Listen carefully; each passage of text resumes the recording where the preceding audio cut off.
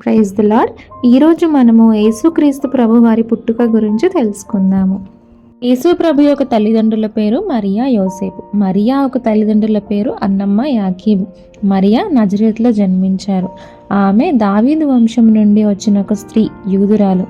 మరియ చాలా అందంగా ఉండేది. మెస్సయ్య రాక కొరకు ఎదురు చూస్తున్న ఆ దినములలో యోసేపుతో మరియకు ప్రదానం జరుగుతుంది. ఆ దినముల్లో దేవుని వాక్కు ప్రత్యక్షమవడం చాలా కష్టం. మరియా యోసేపుకు ప్రదానం చేయబడిన తర్వాత వారేకం కాకమునుపు ఆమె పరిశుద్ధాత్మ వల్ల గర్భం దాల్చింది. ఎలా అంటే, దేవుని దూత ప్రత్యక్షమై మరియతో, దయాప్రాప్తురాలా, నీకు శుభము, ప్రభువు నీకు తోడై ఉన్నాడని చెప్తుంది. ఆ మాటకి ఆమె బహుగా తొందరపడి ఆ శుభవచనం ఏమిటో అని ఆలోచించుకుంటూ ఉంటుంది. దూత మరియతో, భయపడకుము, దేవుని వలన నీవు కృప పొందితివి. ఇదిగో, నీవు గర్భం ధరించి కుమారునికని ఆయనకి యేసు అని పేరు పెట్టుదువు. అతడు గొప్పవాడై సర్వోన్నతుని కుమారుడు అనబడును. ప్రభువైన దేవుడు ఆయన తండ్రి అయిన దావీదు సింహాసనం ఆయనకిచ్చును. ఆయన యాకోబు వంశస్థులను యుగయుగములు ఏలును. ఆయన రాజ్యము అంతం లేనిదై ఉండునని ఆమెతో అంటుంది. వివాహం కొరకు ఎదురు చూస్తున్న ఆమెకు అది వినగానే ఏమీ అర్థం కాక, ఇదెలా సాధ్యము, నేను పురుషుని ఎరగని దానిని కదా, ఇదెలా సాధ్యమవుతుందని దూతతో అడుగుతుంది. అప్పుడు ఆ దూత, పరిశుద్ధాత్మ నీ మీదకి వచ్చును, సర్వోన్నతుని శక్తి నిన్ను కమ్ముకుంటుంది గనుక పుట్టబో శిశువు పరిశుద్ధుడై దేవుని కుమారుడు అనబడను అని, అలానే నీ బంధువురాలైన ఎలిజబెత్ కూడా తన వృద్ధాప్యమందు ఒక కుమారుని గర్భం ధరించి ఉందని, ఇది ఆమెకు 6వ నెల అని చెప్తుంది. దేవుడు చెప్పినదేదియో నిరార్థకం కానేరదని చెప్తుంది. అప్పుడు ఆనందంతో మరియా ఏమి మాట్లాడకుండా లోబడి, నేను ప్రభు దాసురాలను, నీ మాట చొప్పున జరుగునుగాక అని అంటుంది. తర్వాత మరియా యూదా ప్రదేశంలోని కొండసీమలో ఉన్న ఒక ఊరికి తొందరగా వెళ్ళి ఎలిజబెత్ని కలుస్తుంది. వాళ్ళ ఇంటిలోనికి వెళ్ళిన వెంటనే ఎలిజబెత్కు వందనం చేస్తుంది. ఆమె గొంతు వినగానే ఎలిజబెత్ గర్భంలో ఉన్న శిశువు ఆనందంతో గంతులు వేస్తాడు. ఇక ఎలిజబెత్ పరిశుద్ధాత్మతో నిండుకొని గట్టిగా, స్త్రీలలో నీవు ఆశీర్వదించబడిన దానవు, నీ గర్భఫలమును ఆశీర్వదించబడును అని, నీ శుభవచనం నా చెవిన పడగానే నా గర్భంలో ఉన్న శిశువు ఆనందంతో గంతులు వేసను అని దేవుని గనపరుస్తుంది. తర్వాత మరియా అక్కడ 3 నెలలుండి వెళ్తుంది. ఇక యోసేపు నీతిమంతుడు కాబట్టి మరియాని అవమానపరచకుండా రహస్యంగా మరియాని విడవాలని అనుకుంటారు. అప్పుడు ప్రభుదూత యోసేపుతో తన స్వప్నమందు ప్రత్యక్షమై ఇలా అంటుంది, మరియాని చేర్చుకొనటానికి భయపడవద్దు, ఆమె పరిశుద్ధాత్మ వలన గర్భం దాల్చింది అని చెప్తుంది. ఇప్పుడు ఆయన దేవుని చిత్తాన్ని అంగీకరించి మరియని కంటికి రెప్పలా చూసుకుంటాడు. ప్రసవకాలం దగ్గర పడే సమయానికి సర్వలోకమునకు ప్రజాసంఖ్య రాయవలనని కైసరు ఔగుస్తు వలన ఆజ్ఞ వస్తుంది. యోసేపు దావీదు వంశంలోను గోత్రంలోను పుట్టినవాడు గనుక మరియను తీసుకుని గలిలయలోని నజరేతు నుండి యూదయలోని బెత్లెహేమునకు వెళ్తారు. మరి అక్కడ ఉన్నప్పుడే ఆమెకి ప్రసవ సమయం రాగా మరియ కుమారుని కని పొత్తిగుడ్డలతో చుట్టి సత్రంలో స్థలము లేనందున ఆయనని పశువుల తొట్టిలో పరుండబెడతారు. ఇలా ఉండగా బెత్లెహేంలో యేసుక్రీస్తు ప్రభు వారు పుట్టిన తర్వాత తూర్పు దేశపు జ్ఞానులు యెరూషలేమునకు వచ్చి, యూదుల రాజుగా పుట్టినవాడు ఎక్కడున్నాడు, తూర్పు దిక్కున మేము ఆయన నక్షత్రంను చూచి ఆయన పూజింపవచ్చితిమని చెప్తారు. ఇది విని హేరోదు రాజును ఆయనతో కూడా ఉన్న వారందరూ కలవరపడతారు. తర్వాత రాజు ప్రధాన యాజకులను ఇంకా ప్రజలలో ఉండు శాస్త్రులను అందరినీ పిలిపించి క్రీస్తు ఎక్కడ పుట్టునని వారిని అడుగుతారు. అప్పుడు వారు, యూదయ బెత్లెహేములోనే అని, యూదయ దేశపు బెత్లెహేమ, నీవు యూదా ప్రధానులలో ఎంత మాత్రమునూ అల్పమైన దానివి కావు, ఇశ్రాయేలులను నా ప్రజలను పరిపాలించు అధిపతి నీలో నుండే వచ్చును అని ప్రవక్త ద్వారా రాయబడి ఉన్నదని చెప్తారు. ఆ తర్వాత హేరోదు ఆ జ్ఞానులను పిలిపించి, మీరు వెళ్ళి ఆ శిశువు విషయమై జాగ్రత్తగా వివరించమని, వీరు తెలుసుకోగానే నేను కూడా వచ్చి ఆయనని పూజించినట్లు నాకు వర్తమానం తెండని చెప్పి వారిని బెత్లెహేమునకు పంపిస్తారు. వారు ఆ మాట విని బయలుదేరుతారు. వారు వెళ్తున్న మార్గంలో ఇదిగో తూర్పు దేశమున వారు చూచిన నక్షత్రము యేసుక్రీస్తు ప్రభు వారు జన్మించిన చోటు మీదుగా వారు వచ్చి నిలిచే వరకు వారికి ముందుగానే నడిచింది. వారు ఆ నక్షత్రంను చూచి అత్యానంద భరితులై లోపలికి వచ్చి ఆ శిశువును తల్లి అయిన మరియను చూసి సాగిలపడి ఆయనను పూజించి తమ పెట్టెలను విప్పి బంగారంను బోళములను కానుకలుగా ఆయనకు అర్పిస్తారు. ఆ తర్వాత హేరోదు దగ్గరికి వెళ్ళొద్దని స్వప్నమందు దేవుని చేత బోధింపబడి వారు వేరొక మార్గంన వారి దేశంనకు వెళ్తారు. తర్వాత ఆ దేశంలో కొందరు గొర్రెల కాపరులు పొలంలో ఉండి రాత్రి వేళ తమ గొర్రెలను కాస్తూ ఉంటారు. అప్పుడు ప్రభువు దూత వారి ముందుకు వచ్చి నిలుస్తుంది. ప్రభు మహిమ వారి చుట్టూ ప్రకాశిస్తుంది. వారు చాలా భయపడతారు. అప్పుడు ఆ దూత ఇలా అంటుంది కదా, భయపడకురి, ఇదిగో ప్రజలందరికీ కలగబోవు మహా సంతోషకరమైన శుభవర్తమానం నేడు నేను మీకు తెలియజేయుచున్నాను. దావీదు పట్టణమందు నేడు రక్షకుడు మీ కొరకు పుట్టి ఉన్నాడు. ఈయన ప్రభువైన క్రీస్తు. దానికి ఇదే మీ కానవాలు. ఒక శిశువు పొత్తిగుడ్డలతో చుట్టబడి ఒక తొట్టిలో పండుకుని ఉండుట మీరు చూచేతనని వారితో చెప్తుంది.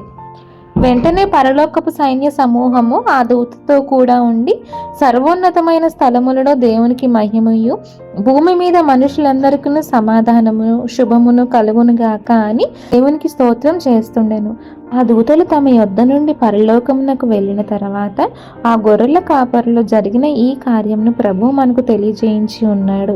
మనము బెత్లెహేము వరకు వెళ్ళి చూద్దాము రండని ఒకరినొకరు చెప్పుకొని త్వరగా వెళ్ళి మరియను యోసేపును తొట్టిలో పడుకొని ఉన్న శిశువును చూస్తారు. వారు చూసి ఈ శిశువును గూర్చి తమతో చెప్పబడిన మాటలు ప్రచురం చేస్తారు. తర్వాత గొర్రెల కాపురులు తమతో చెప్పిన సంగతులు గూర్చి విన్న వారందరూ మిక్కిలి ఆశ్చర్యపడిపోతారు. అయితే మరియ మాత్రం ఆ మాటలని తన హృదయంలో తలపోసుకుని భద్రం చేసుకుంటుంది. తర్వాత ఆ గొర్రెల కాపరులు తాము విన్న వాటిని కన్న వాటిని గురించి దేవునికి మహిమపరుస్తూ స్తోత్రం చేస్తూ వెళ్తారు. ఆ తర్వాత యేసు ప్రభువారు గర్భంలో పడకముందే దూత చెప్పిన ప్రకారంగా యేసు అని పేరు పెడతారు. ధర్మశాస్త్ర ప్రకారం వారి శుద్ధీకరణ దినములు అయిపోయిన తర్వాత వారి తొలిచూలి కుమారుణ్ణి ప్రతిష్ఠించాలని 2 గువ్వలను 2 పావురపు పిల్లలను బలిగా అర్పించడానికి యెరూషలేమునకు వెళ్తారు. యెరూషలేములో సిమియోను అనొక మనుషుడున్నాడు. అతడు నీతిమంతుడును భక్తిపరుడై ఉండి ఇశ్రాయేలు యొక్క ఆదరణ కొరకు కనిపెట్టుకునేవాడు. ఇంకా యేసు యొక్క తల్లిదండ్రులు ఆ శిశువుని దేవాలయంలోనికి తీసుకుని రాగానే ఆ బిడ్డను ఎత్తుకుని దేవుని స్తుతించి మరియను యోసేపును దీవిస్తారు. అంతేకాకుండా మరియతో నీ హృదయంలోనికి ఒక ఖడ్గం దూసుకుని పోవునని చెప్తారు. అలానే అషూరు గోత్రికురాలైన పెనీయేలు కుమార్తె అయిన హన్నా అనే ప్రవక్తి కూడా ఆ యేసు విషయంలో దేవుని మహిమపరుస్తుంది. ఆ తర్వాత వారు ప్రభువు ధర్మశాస్త్రము చొప్పున సమస్తమును చేసిన తర్వాత గలిలియాలోని నజరేతను తన ఊరికి తిరిగి వెళ్ళిపోతారు. తర్వాత బాలుడు జ్ఞానముతో నిండుకొనుచు ఎదిగి బలము పొందుచుండెను. నీ దయ ఆయన మీద నుండెను. పస్కా పండుగప్పుడు ప్రతి ఏటా ఆయన తల్లిదండ్రులైన మరియా యోసేపులు యెరూషలేమునకు వెళ్తూ ఉండేవారు. యేసుకి 12 సంవత్సరాలు వచ్చినప్పుడు ఎప్పట్లాగనే ఆ పండుగను ఆచరించుటకు యెరూషలేమునకు వెళ్తారు. వారు తిరిగి వచ్చేటప్పుడు యేసు మాత్రం అక్కడే యెరూషలేములోనే ఉంటారు. ఆ విషయం మరియా యోసేపులకు తెలియక తాను ఆ సమూహంలోనే ఉన్నాడనుకుని రోజు ప్రయాణం అయిపోయాక యేసు వారితో లేరని గ్రహించి దగ్గరున్న వారిలోనూ బంధువుల్లోనూ ఎంతగానో వెతుకుతారు. కానీ ఆయన కనబడలేనందున ఇక అలానే ఆయనని వెతుకుతూ యెరూషలేమునకు తిరిగి వెళ్తారు. అక్కడ యేసు దేవాలయంలో బోధకుల మధ్య కూర్చుని వారి మాటలు విని వారిని ప్రశ్నలు అడుగుతూ ఉంటారు. అవి విన్నవారు అక్కడ వారందరూ ఎంతగానో ఆశ్చర్యపోతారు. మరియ వచ్చి, నా కుమారుడా, నీవు ఎందుకు ఇలా చేశావు? నేనును నీ తండ్రియు చాలా దుఃఖపడుతున్నాము. నిన్నెంతగానో వెతికామని చెప్తారు. అందుకు యేసు, మీరు నన్ను ఎలా వెతుకుచున్నారు? నేను నా తండ్రి పని మీద ఉన్నానని మీకు తెలియదా అని అంటారు. ఆయన చెప్పిన మాట అప్పుడు వారికి అర్థం కాలేదు. ఆ తర్వాత యేసు వారితో కూడా నజరేతునకు వచ్చి వారికి లోబడి ఉంటారు. ఆయన తల్లి అయిన మరియా ఆ సంగతులన్నీ తన హృదయంలో భద్రం చేసుకుంటుంది. ఇక యేసు జ్ఞానమందును వయసందును దేవుని దయయందును మనుషుల దయయందును వర్ధిల్లుచూ ఉంటారు. మానవ జాతికి విముక్తి మరియు విడుదల కలిగించుటకై యేసుక్రీస్తు ప్రభువారు ఈ లోకంలో జన్మించారు. యోహాను సువార్త 3:16 వచనంలో ఇలా ఉంటుంది కదా, దేవుడు లోకంను ఎంతో ప్రేమించెను కాగా తన అద్వితీయ కుమారునిగా పుట్టిన వాని యందు విశ్వాసముంచి ప్రతి వాడును ఆశింపక నిత్య జీవం పొందునని ఆయనను మనకు అనుగ్రహించెను అని.